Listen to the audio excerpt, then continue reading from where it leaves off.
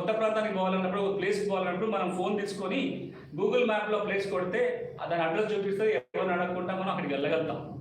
కానీ మన ఊళ్ళో మనం పలానా సర్వే నెంబర్ 6 ఎక్కడ అంటే గుర్తుపట్టలేని పరిస్థితి. ఇక 6 గుర్తుపట్టాలంటే మండల సర్వేర్ ఒక చోట చూపిస్తాడు, జిల్లా సర్వేర్ ఇంకో చోట చూపిస్తాడు, యజమాని ఒక చోట అంటాడు, పక్కకెట్టానే ఇంకో చోట చూపిస్తాడు. ఎందుకంటే మనకు దానికి అక్షాంశాలు రేఖాంశాలు ఫిక్స్ అయ్యి లేదు కాబట్టి.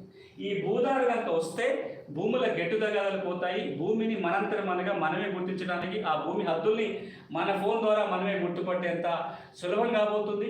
భూదారు కార్డు నెంబర్ కొడితే ఆ భూమికి సంబంధించిన సమగ్ర సమాచారం ఒకే చోట తెలుసుకోవచ్చు. ఈరోజు ఆధార్ నెంబర్ కొట్టామనుకోండి, మనకు బ్యాంక్ లోన్లు ఉన్నాయా, మనకు గవర్నమెంట్ స్కీమ్స్ వస్తున్నాయా, ఇతర ట్యాక్స్ కడుతున్నామా, అన్ని వివరాలు ఒక చోట వస్తాయి.